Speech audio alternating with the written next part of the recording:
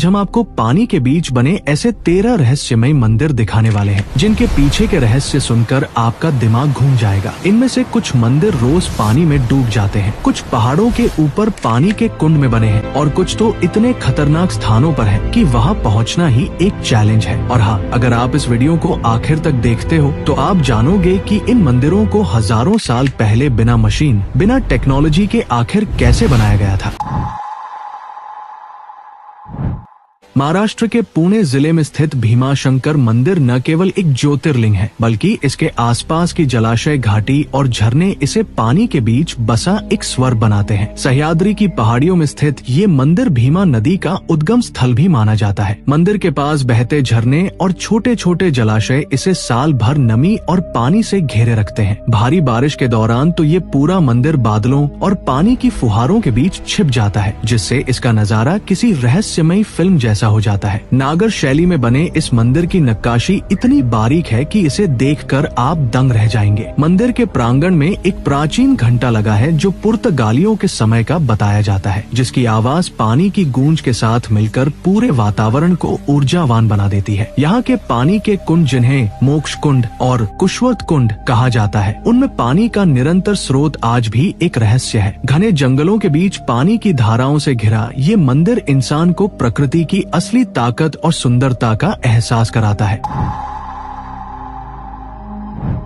गोवा को लोग सिर्फ बीच और पार्टी के लिए जानते हैं, लेकिन वहाँ का त्रिकोटेश्वर महादेव मंदिर पानी के बीच बना एक ऐसा प्राचीन रहस्य है जिसके बारे में बहुत कम लोग जानते हैं। ये मंदिर घने जंगलों के बीच एक ऐसी जगह पर स्थित है जहाँ 3 नदियाँ या जलधाराएं मिलती है, जिससे इसका नाम त्रिकोटेश्वर पड़ा। पुराने समय के पत्थरों से बना ये मंदिर पानी के निरंतर प्रवाह के बीच स्थित है और मंदिर का गर्भगृह अक्सर जलमग्न रहता है। यहाँ की शांति और पानी की आवाज एक ऐसा ध्यान मग्न वातावरण बनाती है जो आपको शहर की भीड़ भाड़ से मीलों दूर ले जाती है। मंदिर की दीवारों पर जो नक्काशी है वो कदम साम्राज्य के समय की याद दिलाती है। पानी के लगातार संपर्क में रहने के बाद भी मंदिर के पत्थरों का खराब न होना प्राचीन भारतीय निर्माण कला की श्रेष्ठता को दर्शाता है। मानसून के समय ये मंदिर पूरी तरह से प्रकृति की गोद में समा जाता है और पानी की लहरें शिवलिंग का प्राकृतिक रूप से अभिषेक करती रहती है। ये उन चुनिंदा जगहों में से है जहाँ इतिहास, आस्था और जल का एक अद्भुत त्रिकोण देखने को मिलता है। असम के गुवाहाटी में ब्रह्मपुत्र नदी के बिल्कुल बीचों बीच एक छोटे से द्वीप पर स्थित उमनंदा मंदिर को दुनिया का सबसे छोटा रिहायशी नदी द्वीप माना जाता है। इस द्वीप का आकार मयूर या पीकॉक जैसा होने के कारण इसे पीकॉक आइलैंड भी कहा जाता है। यहाँ तक पहुँचने का एकमात्र रास्ता नाव है और जब आप विशाल ब्रह्मपुत्र की लहरों के बीच इस नन्हे से पहाड़ जैसे द्वीप पर कदम रखते हैं तो आपको प्रकृति के एक अलग ही रूप का दर्शन होता है। भगवान शिव को समर्पित ये मंदिर राजा गदाधर सिंह द्वारा बनवाया गया था, लेकिन इसकी असलियत और भी पुरानी है। कथाओं के अनुसार भगवान शिव ने इसी स्थान पर कामदेव को भस्म किया था। ब्रह्मपुत्र नदी का बहाव बहुत तेज होता है, लेकिन फिर भी ये छोटा सा द्वीप और मंदिर सदियों से हर बाढ़ और हर तूफान का सामना करते हुए खड़ा है। यहाँ की शांति और चारों तरफ फैले पानी का नीला रंग एक ऐसा दृश्य बनाता है जो किसी फिल्म के सेट जैसा लगता है। ये जगह उन लोगों के लिए जन्नत है जो शोर शराबे से दूर पानी के बीच एक रहस्यमयी और पवित्र अनुभव की तलाश में रहते हैं।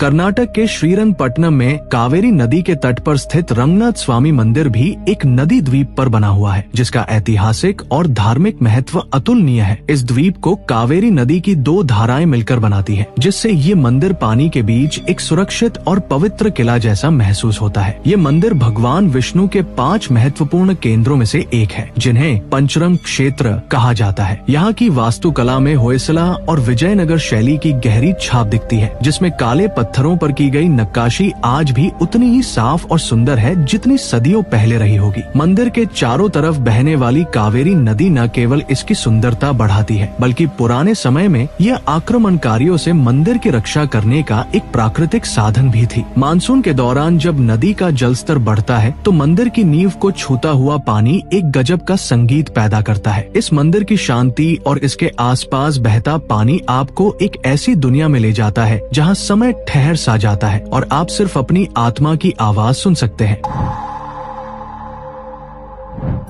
हिमाचल प्रदेश की खूबसूरत तीर्थन घाटी में स्थित नागदेवता मंदिर पानी और पहाड़ों के बीच बसा एक ऐसा रहस्यमय स्थान है जहां कुदरत का जादू साफ देखा जा सकता है। ये मंदिर तीर्थन नदी के किनारे और छोटे छोटे झरनों के पास स्थित है, जिससे यहाँ हमेशा पानी की कलकल सुनाई देती रहती है। स्थानीय लोगों के लिए ये मंदिर सर्वोच्च शक्ति का प्रतीक है और वे इसे घाटी का रक्षक मानते हैं। इस मंदिर की बनावट लकड़ी और पत्थर की पारंपरिक पहाड़ी शैली में है, जो पानी की नमी और ठंडक के बावजूद सदियों से मजबूत बनी हुई है। बारिश के मौसम में जब तीर्थन नदी का पानी उफान पर होता है, तब मंदिर के चारों तरफ का नजारा बेहद डरावना और साथ ही साथ बेहद सुंदर हो जाता है। पहाड़ों से गिरता पानी और मंदिर के चारों तरफ की हरियाली एक ऐसा रहस्यमय माहौल बनाती है जैसे आप किसी दूसरी दुनिया में आ गए हो। इस जगह की सबसे बड़ी खासियत ये है कि यहाँ का पानी इतना पवित्र माना जाता है कि लोग इसे औषधीय गुणों वाला मानते हैं और दूर दूर से अपनी बीमारियां ठीक करने की उम्मीद में यहाँ आते हैं।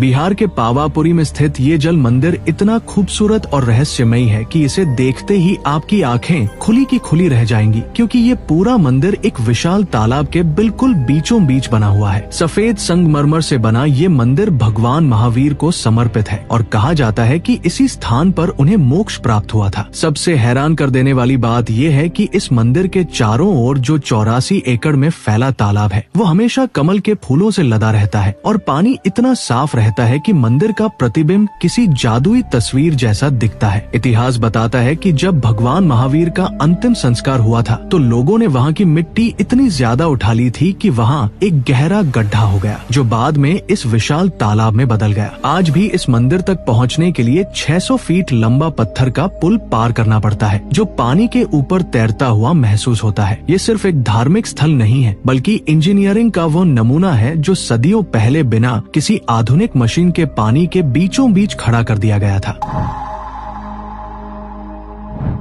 गुजरात के कवि काम्बोई में मौजूद स्तंभेश्वर महादेव मंदिर को दुनिया का सबसे अनोखा गायब होने वाला मंदिर कहा जाता है, क्योंकि ये दिन में 2 बार पूरी तरह से अरब सागर की लहरों में समा जाता है। समुद्र के किनारे स्थित इस मंदिर का नजारा इतना रोमांचक होता है कि जैसे ही हाई टाइड या ज्वार आता है, विशाल लहरें धीरे धीरे मंदिर को चारों तरफ से घेर लेती है और देखते ही देखते पूरा शिवलिंग पानी के नीचे चला जाता है। भक्त किनारे पर खड़े होकर बस इस चमत्कार को देखते रह जाते हैं, क्योंकि पानी उतरने के बाद ही मंदिर फिर से दिखाई देता है। ये सिलसिला सदियों से हर रोज चल रहा है और इसके पीछे का प्राकृतिक संतुलन किसी को भी दंग कर सकता है। इस मंदिर के बारे में कहा जाता है कि इसे कार्तिकेय ने ताड़कासुर के वध के बाद पश्चाताप के रूप में बनाया था। यहाँ आने वाले लोग ज्वार भाटा के समय का विशेष ध्यान रखते हैं, क्योंकि प्रकृति खुद यहाँ भगवान शिव का जलाभिषेक करने आती है। ये अनुभव इतना पावरफुल है कि आपको महसूस होगा कि समुद्र की ताकत के सामने इंसान कितना छोटा है और श्रद्धा कितनी अटूट हो सकती है।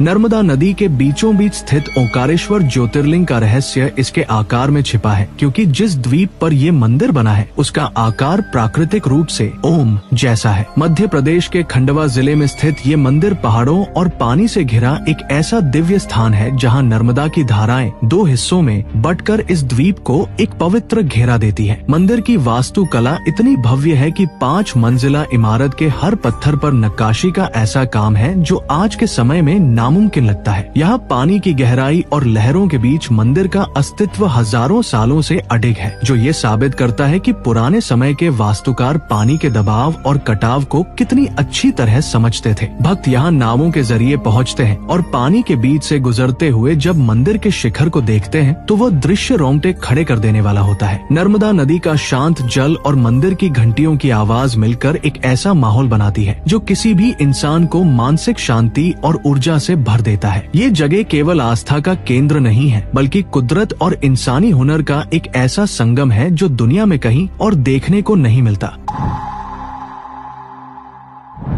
तमिलनाडु के श्रीरंगम में स्थित श्री रंगनाथ स्वामी मंदिर दुनिया के सबसे बड़े मंदिर परिसरों में से एक है, जो कावेरी और कोलिदम नदियों के बीच एक द्वीप पर बसा हुआ है। ये मंदिर इतना विशाल है कि इसे एक मंदिर कहना गलत होगा। ये असल में एक पूरा मंदिर शहर है जो 156 एकड़ में फैला हुआ है। चारों तरफ से पानी से घिरा होने के कारण इसकी सुरक्षा और बनावट का स्तर अद्भुत है। मंदिर के 7 ऊंचे गोपुरम और 21 भव्य शिखर दूर से ही पानी की सतह पर चमकते हुए दिखाई दिखाई देते हैं जो पर्यटकों और भक्तों को अपनी ओर खींचते हैं। इस मंदिर का इतिहास हजारों साल पुराना है और ये चोल, पांड्य और विजयनगर साम्राज्य की वास्तुकला का बेहतरीन मिश्रण पेश करता है। कावेरी नदी के बीच में होने की वजह से यहाँ का वातावरण हमेशा ठंडा और ताजगी भरा रहता है, जो इस जगह को एक अलग ही दिव्यता देता है। जब बारिश का मौसम होता है और कावेरी नदी उफान पर होती है, तब मंदिर के चारों तरफ पानी की गर्जना और मंदिर के भीतर की शांति का तालमेल दिल जीत लेने वाला होता है।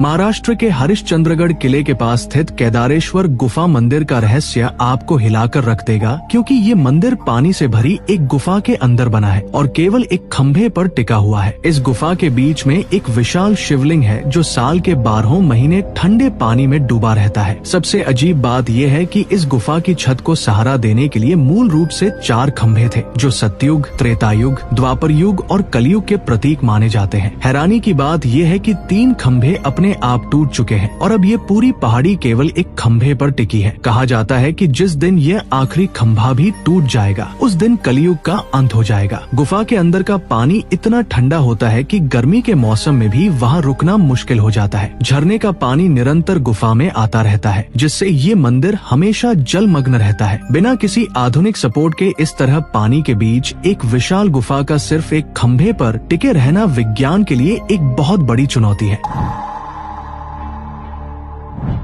ओडिशा के पुरी में चंद्रभागा नदी और समुद्र के संगम पर स्थित मंदिर अपने आप में एक अनोखा रहस्य समेटे हुए हैं, क्योंकि यहाँ कभी एक महान सूर्य मंदिर हुआ करता था जो आज पानी और रेत के खेल का हिस्सा बन चुका है। चंद्रभागा नदी का तट धार्मिक रूप से इतना महत्वपूर्ण है कि यहाँ लगने वाले माघ सप्तमी के मेले में लाखों लोग पवित्र स्नान के लिए उमड़ते हैं। कहा जाता है कि प्राचीन काल में नदी का बहाव मंदिर की सीढ़ियों तक आता था और सूर्य की पहली किरण पानी से परावर्तित होकर सीधे गर्भगृह में पड़ती थी। हालांकि आज नदी का स्वरूप बदल गया है, लेकिन इसके किनारे बने छोटे मंदिर और मठ आज भी पानी के साथ अपने गहरे रिश्ते को दर्शाते हैं। यहाँ की रेत और खारा पानी सदियों पुराने पत्थरों को छूकर गुजरता है, जिससे ये स्थान एक ऐतिहासिक कब्रगाह और जीवित मंदिर दोनों का अनुभव देता है। समुद्र की लहरों की गर्जना और नदी के शांत पानी का मिलन इस जगह को एक अजीब सी गहराई और गंभीरता देता है। ये मंदिर और इसका तट हमें याद दिलाता है कि कैसे समय और पानी बड़े से बड़े साम्राज्य के निशान मिटा सकते हैं, फिर भी आस्था अपनी जगह बनाए रखती है।